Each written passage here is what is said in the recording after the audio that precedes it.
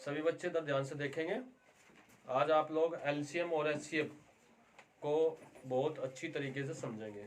LCM और HCF को समझना बहुत आसान है और केवल एक ही ट्रिक के माध्यम से हम एलसीएम और एचसीएफ दोनों के बारे में जान पाएंगे।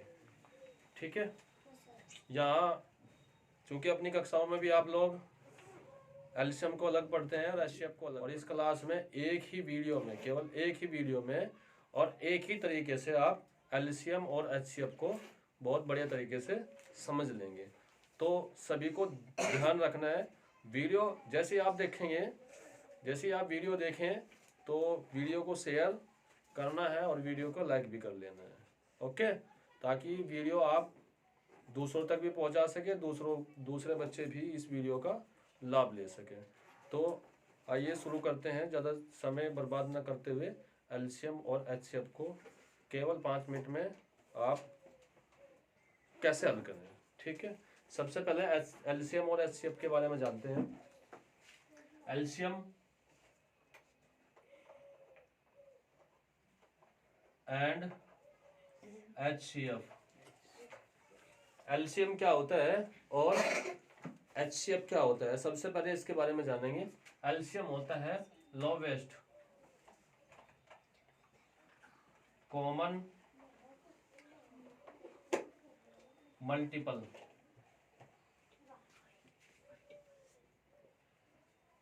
ठीक है, लोवेस्ट कॉमन मल्टीपल यानी लोवेस्ट बहुत छोटा सा, लोवेस्ट का मतलब होता है छोटा सा, कॉमन जो सब में हो, मल्टीपल यानी कि गुणज, वो छोटा वाला गुणज जो सब में हो, जो सारी जितनी भी आपके पास में संख्या दी गई हैं, अलग अलग संख्या दी जाती हैं, उन सारी संख्याओं में सबसे छोटा गुणज कौन सा होता है, सबसे छोटा गुणज।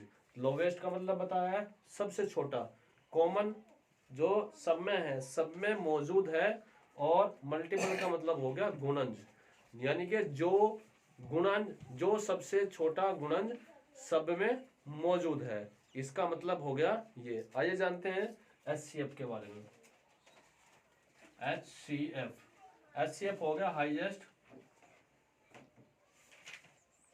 Common factor.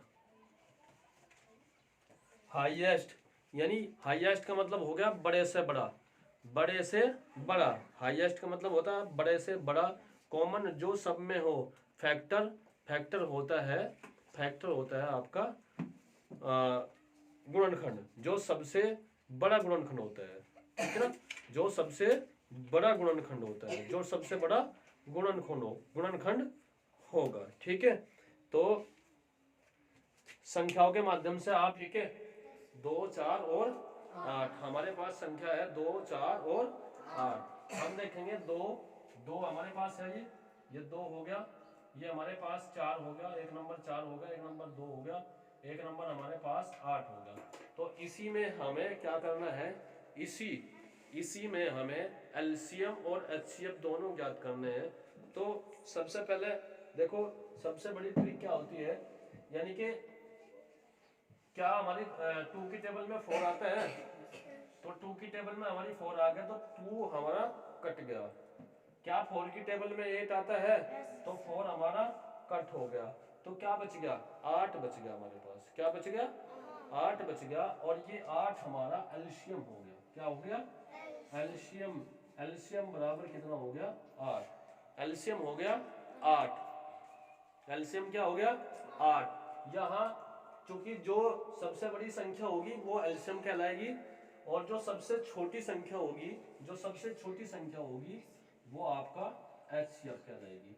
तो एचसीएफ में क्या रहा, 2 एचसीएफ हो गया और 8 एलसीएम हो गया। 2 आपका एचसीएफ हो गया और 8 आपका क्या हो गया, एलसीएम हो गया। समझ रहे? अब ध्यान देने वाली बात ये होगी, क्योंकि हमने बताया लोवेस्ट कॉमन मल्टीपल, लोवे यानी सबसे छोटा गुणज, लेकिन यहाँ तो 8 चूंकि बड़ा हो गया भाई, 8 सबसे बड़ा गुणज आया है, सबसे बड़ा गुणज दिखाई दे रहा ना, लेकिन आप अगर ध्यान से देखेंगे सबसे बड़ा गुणज नहीं है, लोवेस्ट है, वही सबसे छोटा गुणज है, हो गया हमारा देखिए कैसे किस प्रकार हम इसको समझ रहे हैं।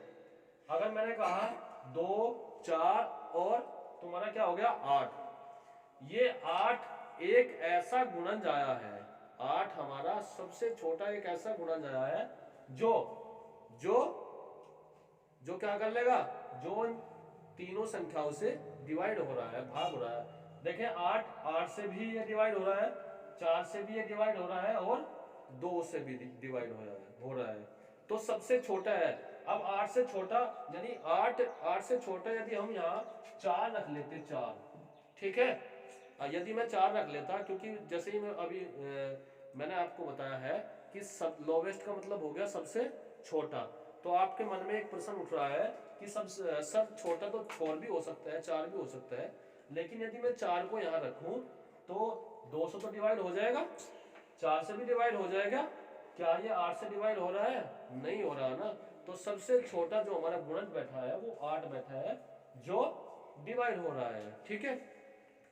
उसी प्रकार सबसे मैंने एचसीएफ में बताया हाईएस्ट यानी कि बड़ा सा बड़ा, बड़े से बड़ा फैक्टर, क्या बताया, बड़े से बड़ा फैक्टर। दो हमारा बड़े से बड़ा फैक्टर है, जो 2 हमारा बड़ा सा बड़ा फैक्टर है जो इन सब में मौजूद है, जो इन सब में मौजूद हो गया, सब में मौजूद हो गया।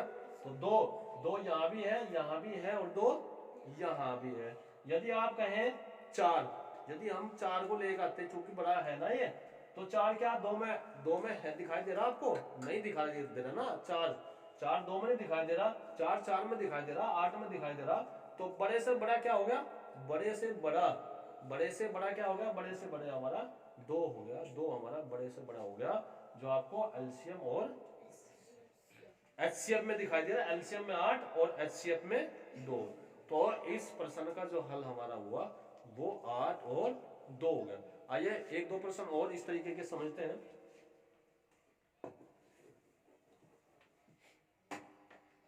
मैंने कहा 5 10 और 20।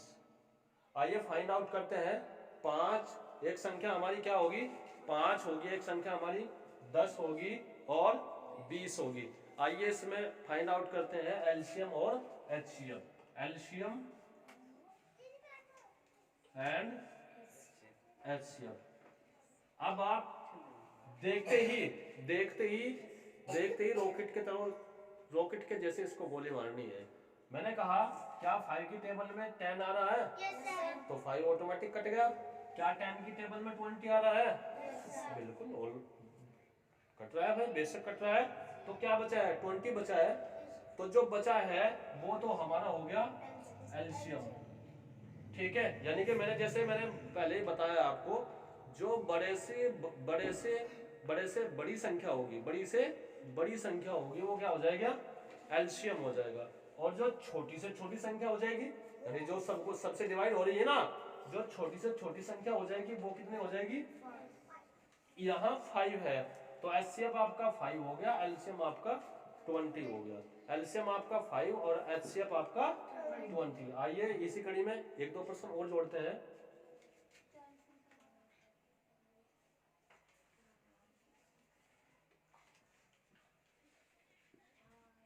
बारह, 24 और 48।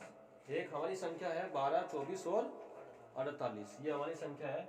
आइए इसको देखते हैं। 12, 24 और 48 में क्या 12 की टेबल में 24 आ रहा है ना, है ना? 48 कर लेते हैं। 12 की टेबल में आ रहा है, 12 की टेबल में 24 आ रहा है तो 12 कट गया।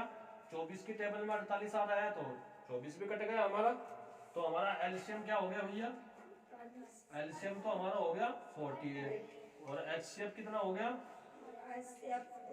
एचसीएफ हो गया हमारा 12। एचसीएफ हमारा हो गया 12, ठीक है। तो आप ज़्यादा से ज़्यादा वीडियो को देखें, अपने मित्रों को भी शेयर करें, ताकि वो भी इस वीडियो के माध्यम से एचसीएफ और एलसीएम की जो छोटी सी हमने